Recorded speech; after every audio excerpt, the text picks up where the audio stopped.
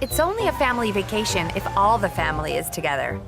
So you search for dog vacations, dog parks, dog beaches, dog hotels, until you're lost watching dogs play ping pong.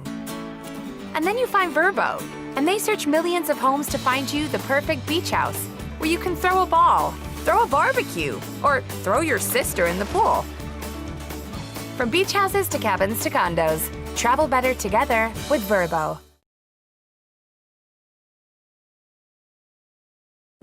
Alright, since April Fool's Day is in pissing distance, I figured I'd talk a little about pranks, or more specifically, about a prank war between me and a few friends of mine. Now, this prank war all started with a Christmas tree. It was an old Christmas tree that my friend Steven had to get rid of. Now, instead of taking it to the curb like most people would, he decides to drive over to my house with it. He sees my car parked out in the street, it's totally unlocked, it's looking vulnerable, and he starts to thinking, hey, I wonder if this Christmas tree would fit in his car. So in broad daylight, he starts shoving this pine tree into my car. Nobody stops and asks him any questions. Hey, why are you doing that? That looks like a shitty thing to do. No, my roommate Brewer comes outside right in the middle of all this, and he sees Steven penetrating my car with this pine tree, and he's overjoyed. Because it's not his car after all. He doesn't care. I like what you're doing here. You are giving that car the business. So somehow, Steven manages to squeeze this dead pine tree into my tiny-ass Chevy Cavalier like he's some kind of shitty David Copperfield. And a few hours go by, and I walk out to my car. I take one look at it, and I'm like, hey, wait a minute. Something's different. I don't remember putting a goddamn pine tree in my car. Part of me wasn't even mad. You kind of have to be impressed that he actually got the tree to fit. It had to be at the precise angle. His ass had to be out there with a giant protractor or some shit. That's pretty impressive. But I tell you what's not impressive, the 8 million dead pine needles that are scattered throughout my car. They're on the cup holder, on the dashboard. Every time I sit down, it feels like a small porcupine's getting shoved up my ass. Now I gotta figure out how to get back at Steven. But before I get back at Steven, I decide to get my revenge on Brewer. Because after all, he could have blew the whistle on this whole operation. He could have at least shot me a text message like, hey dude, there's a Christmas miracle happening outside if you want to come check it out. But no, he didn't do that. So I form a little posse, have a couple people come over, and we decide to try to duct tape Brewer's bed to the ceiling. Now, I don't know if you've ever attempted such an ambitious maneuver, but taping a bed to a ceiling is a little difficult. You have to have 3 people standing on chairs, holding the bed up to the ceiling, box spring and all, while one person goes around and tapes everything. We used 3 rolls of duct tape on this goddamn thing, and it just wouldn't stay.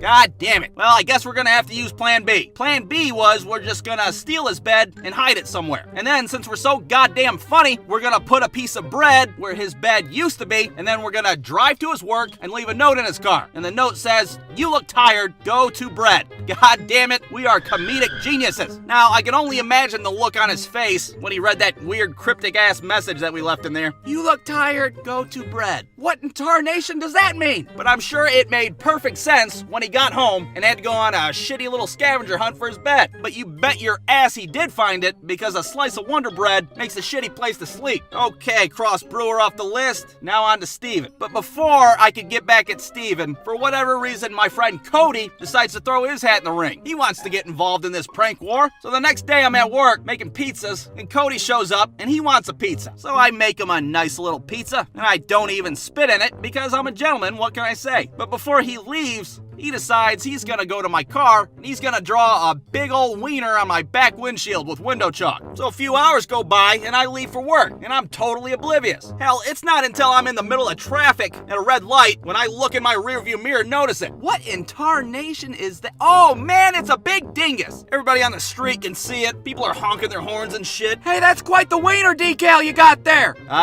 Thank you. I drove all the way home with a wiener on my car, looking like a NASCAR that's sponsored by Wieners Incorporated. Okay, looks like Cody's name's going on the shit list.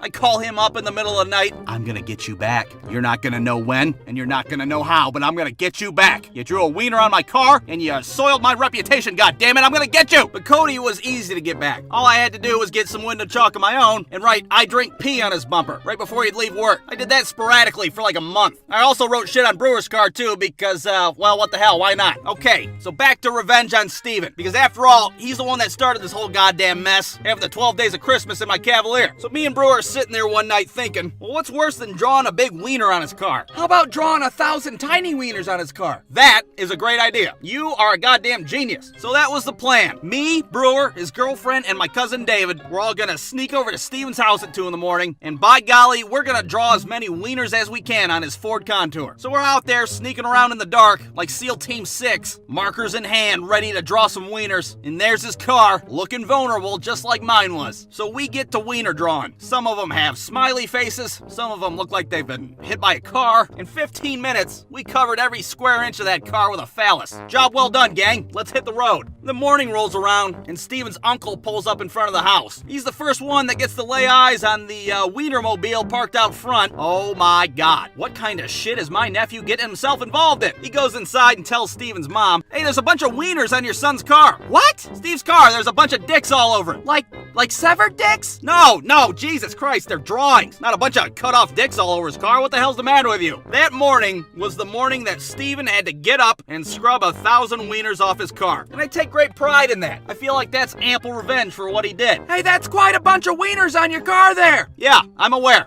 Thank you. My favorite part of the story is that 6 days later, Steven's at the gas station filling up his car, and he looks over to his gas tank and he sees one little wiener that he missed with a little message that says, insert here. Oh, God damn it. Brewstew.com.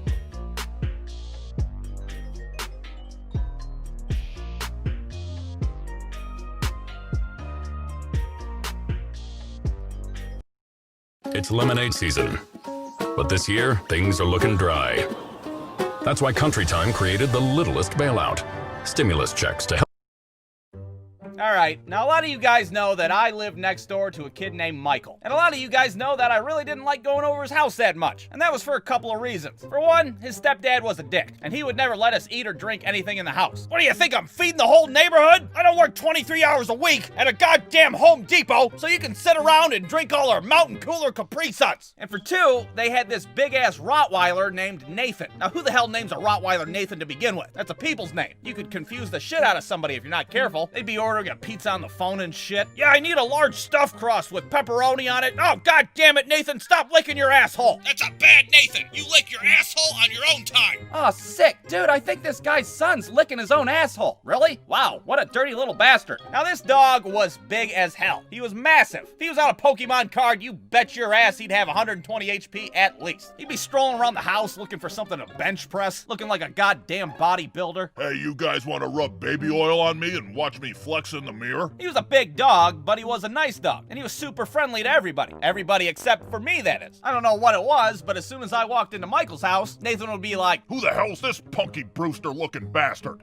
Michael, I don't think your dog likes me too much. Well, what makes you say that? I I don't know. No reason in particular, I guess. So needless to say, Nathan wasn't my biggest fan. And frankly, I wasn't the biggest fan of Nathan either. I mean, the dog's got eyebrows, for Christ's sake. How are you gonna trust a dog that has eyebrows? So I did my best to keep my distance from Michael's house, as well as Nathan the Rottweiler. But on one particular day, I had to go over Michael's house. And that was because he rented the movie Rush Hour on VHS. And if you were 9 years old in the late 90s like I was, your ass loved Rush Hour on VHS. So we're sitting on the living room floor. We're all excited and shit. Even the dog's over there pumped up like, Oh yeah, Rush Hour. That's what I'm talking about. So we start watching this movie, and we got this big-ass bowl of popcorn in front of us. Oh, is that my Orville Redenbacher that you're eating? God damn it, there you go, feeding the whole goddamn neighborhood again. And everything's going great until Michael spills some popcorn on the floor. That's when Nathan comes over, and he's like, Ooh, is that floor popcorn? Floor popcorn's my favorite. and he starts eating the popcorn off the floor. So Michael tries to stop the dog from eating the popcorn by slapping him on the ass. Stop eating that popcorn, Nathan!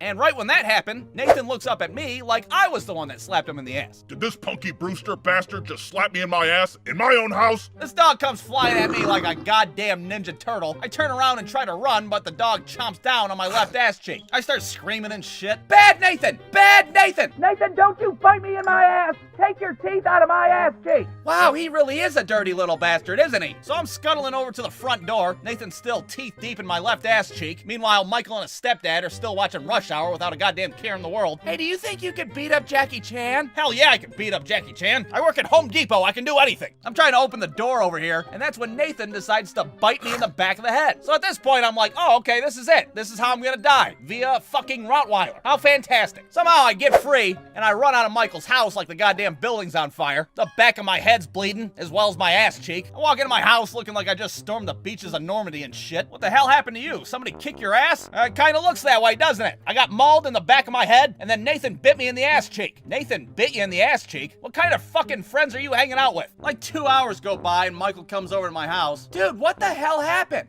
Well, your dog attacked me because he thought I was trying to sexually assault him. That's what the hell happened, Michael. You didn't even get to see the end of Rush Hour. Yes, I know that, Michael, and that's the worst goddamn part. I'm never coming over your house again. Not as long as you got that goddamn dinosaur dog. And that's the story of how I became a cat person. Now, you'd think that to this day, I would be super paranoid of Rottweilers, since, one of them did try to kill me in my friend's living room. And you would be correct in that assumption. But the thing is my wife is a big dog person. And she pretty much told me, oh, to hell with your traumatic childhood experience. We're gonna get a dog. And it's gonna be a big-ass Rottweiler. So there he is. Look at him, looking all ferocious, ready to rip my face off. Look at those eyebrows. You can't trust those eyebrows. Now, of course, we had to name this dog when we got him. And I could only think of one name that would be appropriate. And that name, of course, is not fucking Nathan. Are you serious? You really think I'd name a dog that? No. His name is Otis. Something more appropriate. Because who the fuck would name a dog Nathan? Brewstew.com.